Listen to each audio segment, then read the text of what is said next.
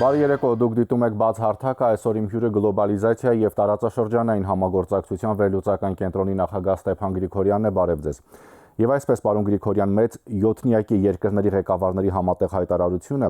Իրանը տարածաշրջանային անկայունության եւ ահաբեկչության գլխավոր աղբյուրն է, մենք հետեւողականորեն հայտարարում ենք, որ Իրանը երբեք չպետք է ունենա միջուկային զենք, վճռականորեն կոչ ենք անում, որպեսզի իրանական ճգնաժամի կարգավորումը հանգեցնի Մերձավոր Արևելքում ռազմական գործողությունների ավելի ընդգրկուն թուլացման, այդ թվում Գազայի հատվածում։ Ինչ է սա իրենից ենթադրում։ Բարև ձեզ, շնորհակալություն հրավերի համար։ Դուք գիտեք, որ բավական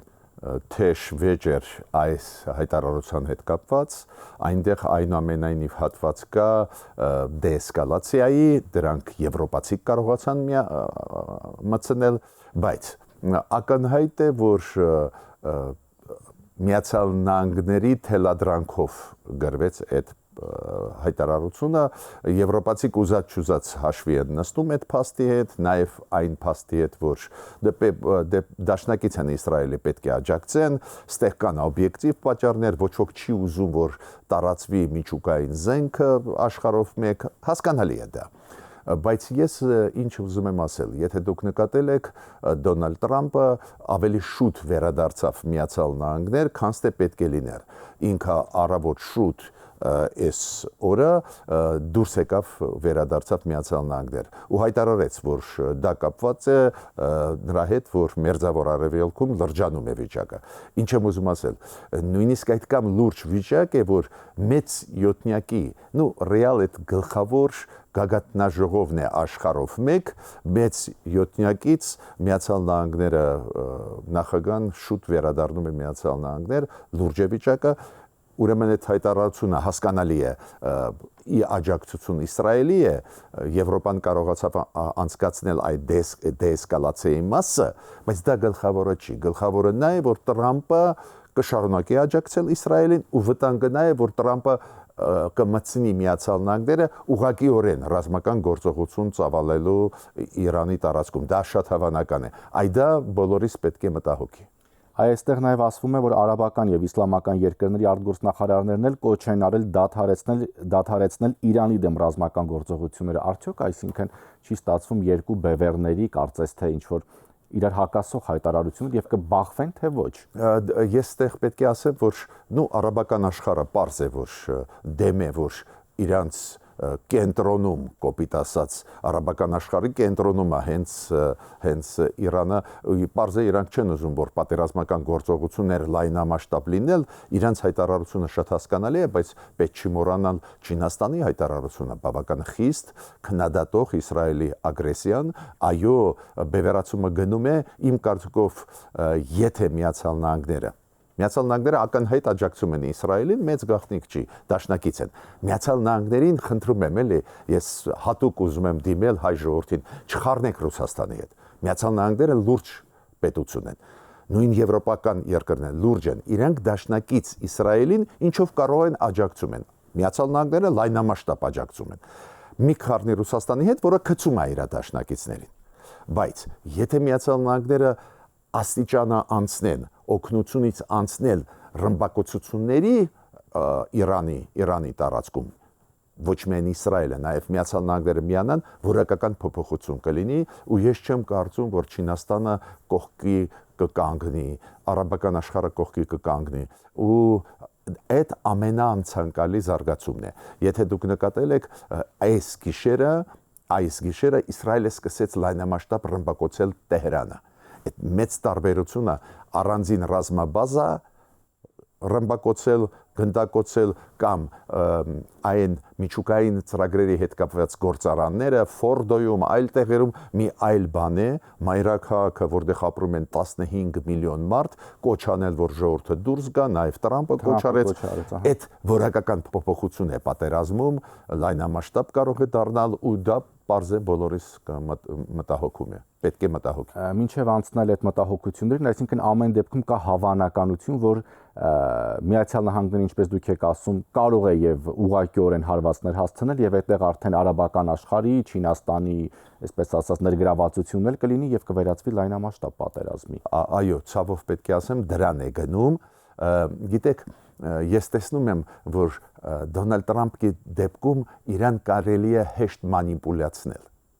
Օրինակ, Նետանյախուն կարողանում է։ Նետանյախուն ճիշտ է, ինքը պայքարում է, որ Իրանը չունենա միջուկային զենք։ Շատ հասկանալի քաղաքականություն է, անկեղծ ես ասեմ, բայց Նետանյախուն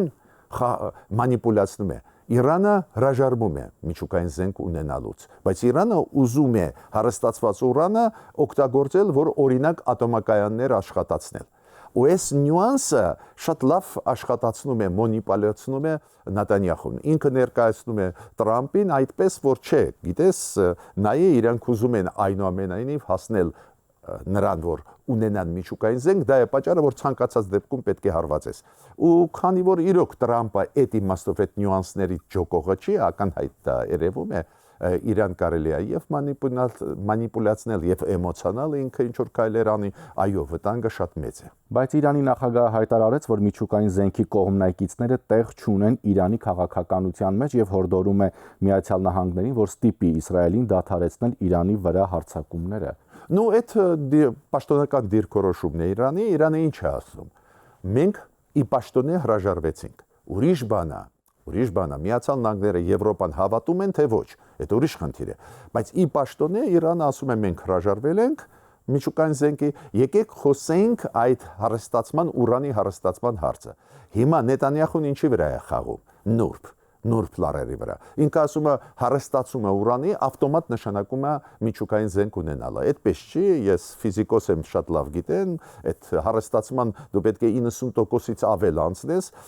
Իրանը չի ասե 20%-ի, այդ մեծ գաղտնիք չի։ Բայց վտանգ միշտ կա, որ քեզ կխապեն, դա է պատճառը, որ Միացյալ Նահանգները ու առաջերտին Եվրոպան պահանջում են Իրանից, որ դիտորդները, որոնք ուսումնասիրում են այդ գործարաններում համապատասխան այս հարստացումը, որ իրանք ավելի մեծ լիազորություններ ունենան, որ Իրանը ավելի թափանցիկ աշխատի, դա այլ խնդիր է։ Բայց պետք է ասեմ, որ շատ վտանգավոր է, որ ուժային լուծումների գնում է Իսրայելը, ունենալով մեծ առավելություն ռազմական նաև հայտում դաշտում։ Բայց երեք ինչի հետ է կապված, որ այսօր առավոտ Դոնալդ Տրամփը բավական մտահոգված են, խառնվեց հենց դրա պատճառով, որ պարզվեց, որ Իրանը այնուամենայնիվ ներուժ ունի, գիտեք, գիշերը Իրանը ռմբակոծեց Իսրայելին ու հիմա այսպես բարդ վիճակ է։ Նաև Իսրայելի հերահար հոբ համակարգը ըստ մամուլի հաղորդագրության։ Նաև այնտեղ Հայֆայում իրենք բան արեցին, չէ, նավթամշակման գործարանը հիմա մեծ հրդեհ է։ Ամեն դեպքում ըստ միջազգային լրատվամիջոցների Իրանը շատ հուժկու հակահարված է տվել անցնող գիշեր։ Այդ պետք է ստուգենք, բայց նորից կրկնում եմ, հակարվածը ուժեղ էր, դա մտահոգեց Տրամփին, դա նշանակում է էսկալացիան, բայց որը չի գնում օրինակ Իսրայել Միացյալ Նահանգներ պլաններով։ Իրանը հարվածում է։ Ես կողմնակից եմ, որ դադար տան, որ խաղաղություն լինի։ Մենք պետք է կողմնակից լինենք, Հայաստանին դա ձեռնտու չի, բայց նորից կրկնում եմ։ Տրամփի դեպքում, Դոնալդ Տրամփի դեպքում աշխարհը ունի խնդրեմ։ Ինչ առումով։ Ինքը շատ էմոցիոնալ արձագանքում է ու շատ մեծ ազդեցություն տակ է Իսրայելի։ Պարոն Գրիգորյան, դուք ասացիք, որ Միացյալ Նահանգները շատ լուրջ երկպետություն է, ինչպես եվրոպական պետությունները եւ լուրջ գործընկերներ, դաշնակիցներ են լինում, ոչ թե այնպես, ինչպես Ռուսաստանն է։ Մենք այս դեպքում, քանի որ նշեցիք նաեւ, որ Ռուսաստանը գցում է, այս դեպքում եւս ականատես եղանք, որ Ռուսաստանը կարծես թե էլի գցեց Իրանին։ Այդ պատմությունը մենք գիտենք, ոնց Ռուսաստանը գցեց սերբերին, մեզ հայերից, ոնց Ռուսաստանը գցեց Սիրիային, չէ՞, ռեալ Ռուսաստանը Սիրիան հանձնեց Թուրքիային։ Այդպես անկախ պետություն այլևս չկա։ Ռուսաստանը ծանր վիճակում է, ու ինքը դաշնակցային հարաբերությունները օգտագործում է ոնց այդ դաշնակիցների տարածքները հանձնելով լուծում է իր հարցը։ Երբ որ Իրանը սկսեց մերձենալ Ռուսաստանի հետ, ես հիշում եք, ասել եմ նաև ձեր ստուդիայում, որ դա վտանգավոր է Իրանի համար։ Հիմա Ռուսաստանը ուզում է իր հարցերը լուծել, հանձնելով Իրանի տարածքային ամբողջականությունը։ Այդ հեռախոսազրույցները, երբ որ եկան վերջի երկուսը Տրամփ-Պուտին, բոլորին շատ զարմացրեց, որ հետո հաղորդագրություններում գրված էր ոչ միայն Ուկրաինան քննարկեցին, նաև Իրանի հարցը, ես համոզված եմ Տրամփը համաձայնեցրեց Պուտինի հետ այն հարցը, որ եթե լինի հարված Իսրայելի, Ամերիկայի հարված Իրանի վրա, որ Ռուսաստանը չի միջամտի։ Դրա փոխարեն ինչ որ բաներ Ուկրաինայի պատերազմում կտան Ռուսաստանին։ Ռուսաստանը հանձնեց նույն պահին իր դաշնակցություն Իրանին։ Դա է պատճառը, որ ես միշտ ասում եմ, նաև այս մեջ այդպես կոչված պրոռուսականներին մի քիչ խելոքացեք։ Բոլորս պետք է խելոքանանք, բայց դուք պետք է ավելի խելոքանաք, քան թե այլ մասը հայ ազգի։ Խելոքացեք էլի, Ռուսաստանը այն վիճակում է, որ մյուսների շնորհիվ իբր իր դաշնակիցների շնորհիվ լուծում է իր հարցը։ Խի պետք է Ռուսաստանը ինչ որ տարածքներ տա։ Ինքը հանձնեց հայ ժողովրդի տարածքները, հետո սերբերի, միջև այդ սերբերի տարածքները, հետո Սիրիան հանձնեց։ Հիմա Ռուսաստանը հանձնելով Իրանի պաշտպանությունը, այդպես ձևակերպեմ, լուծում է իր հարցերը Ուկրաինայի դաշտում, պատերազմի դաշտում։ Դրա համար կարծես թե գիշերը շատ ուժեղ հարվածներ են նորից հասցրել Ուկրաինայի տարբեր քաղաքներին եւ տասնյակ գոնե 10-ից ավելի զոհեր կան թե Կիևում, թե Օդեսայում։ Հարցը մենակ զոհերի մասին չի, բավական հուժկու հարվածներ են եւ բնակելի շենքերի վրա։ Կարծես թե Տրամպը հիմա պետք է սանկցիան մտցնել, չէ, ուժեղացնել։ Դե պարզա բարտերի եկան, համաձայնվեցին, Տրամպը ասեց, ստեղ մի միջամտի Իրանի հարցերով եւ աչքերը կփակեմ, դու ինչ կանես Ուկրաինայում։ Ակնհայտ է դա։ Գիտեք, այդպես պարզունակ է, որ նույնիսկ ամոթ է ասել ու բացատրել մարդկանց, բայց դա պարզվում է մեզ մոտ այդ իբր ընդդիմադիրների պրոռուսական պետք է բացատրես ամեն ինչ, էլի։ Պարոն Գրիգորյան, ամենացավոտ հարցերից մեկը, ինչպես կանդրադառնա Իրան-Իսրայել այս պատերազմը, եթե մանավանդ նաև Միացյալ Նահանգները ուղղակիորեն միջամտի եւ դրանից հետո նաև Չինաստանի ներգրավվածություն լինի, ինչպես այդ ամեն ինչը կանդրադառնա մեր երկրի վրա։ Դա է պատճառը, եթե դուք հիշում եք, իմ առաջի արձագանքը այս պատերազմական գործողությունների, որոնք սկսվեցին ամսի 13-ից, չէ՞։ Իմ առաջի արձագանքը նա էր, որ վատ է, որ Իսրայելը սկսեց ռմբակոծել։ Վատ ճանապարհ է դա։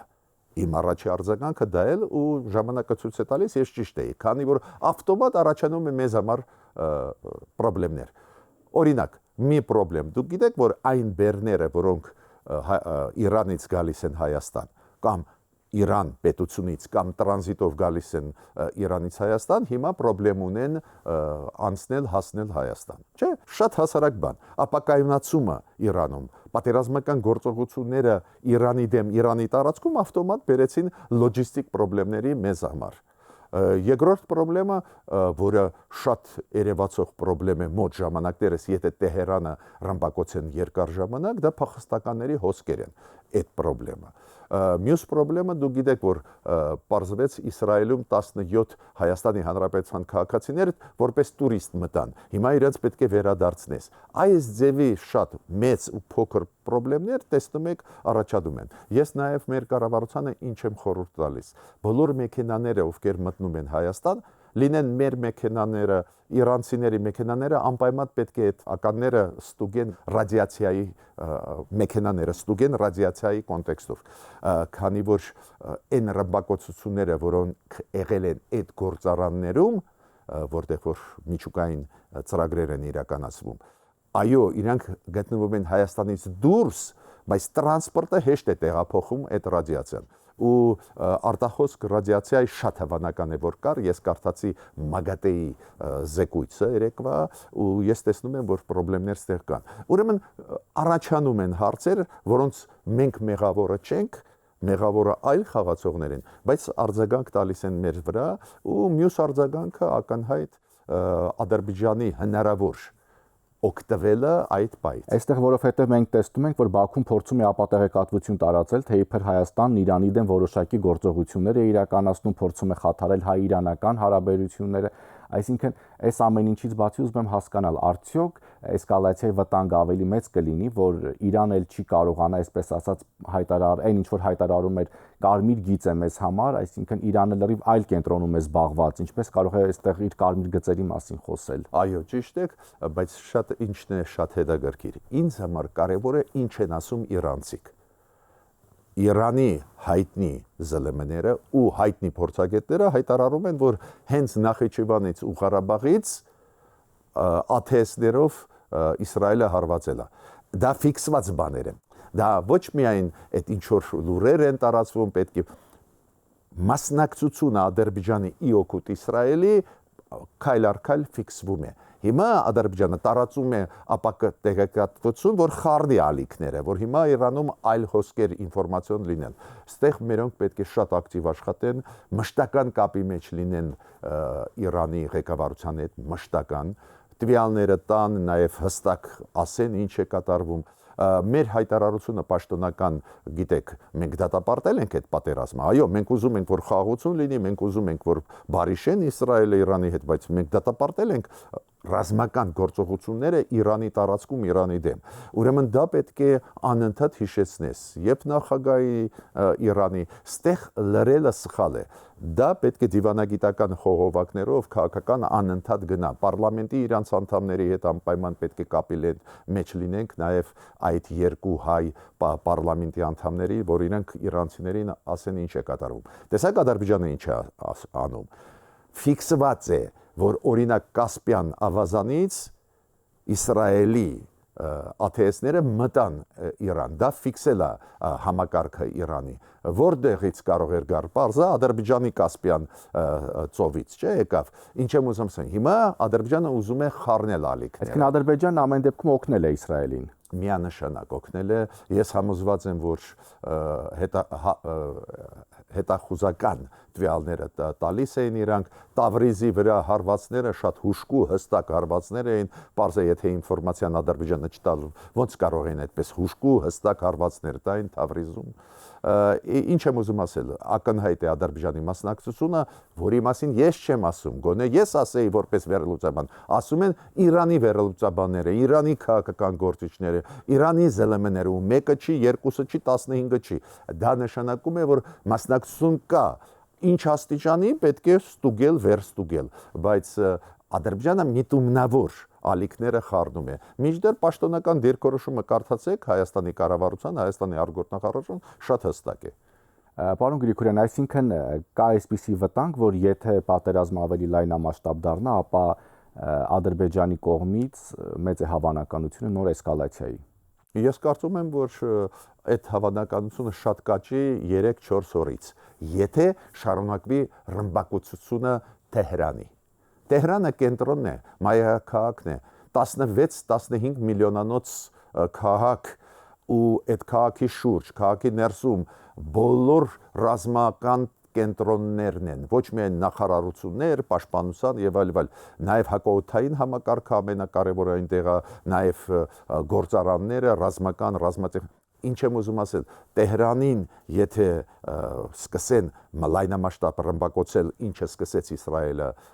երեք, ու եթե շարունակվի երկար 3-4-5 օր, պարզե կթուլանա այդ կառավարումը երկրի ու պարզե Ադրբեջանը կօգտվի միանշանակ հաշվի առնելով նաև որ Ադրբեջանը օգնում է Իսրայելին։ Հասկանում եք, Իսրայելը գիտի, որ Ադրբեջանը օգնում է։ Ուրեմն Իսրայելը անպայման կփորձի նաև Տրամպին համոզել ինչ-որ բան, որ եթե Ադրբեջանը անի, որ աչքերը փակի։ Միացյալ Նահանգները մեր նկատմամբ լավ են,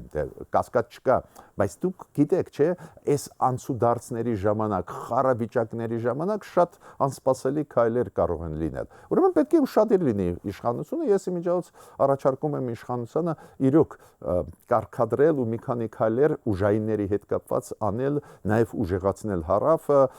ու հասկանալի է, այս զարգացումները գնում են, պետք է արձագանքես։ Եվ այսպիսի մի հարց էլ կարող է այս ամեն ինչը նպաստի, որ ռուս-ուկրաինական պատերազմը, այսպես ասած, աշխարհի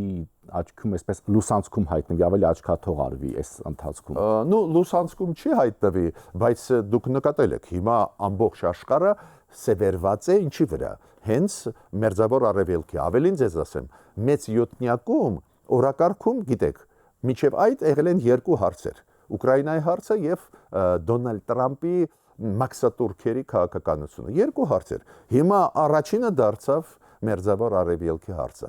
Ուրեմն այդ որ գնում էր աշխատանք, որ գնաց Դոնալդ Տրամպը ու շուտ վերադարձավ Վաշինգտոն, այս գոնե աշխատանքը որ ինքը հաստրեց, այդ մերձավոր արևելքի հետ էր կապված։ Լուսանցք չէ, բայց երկրորդ պլան մղվեց Ուկրաինայի դեմ պատերազմը։ Շնորհակալություն։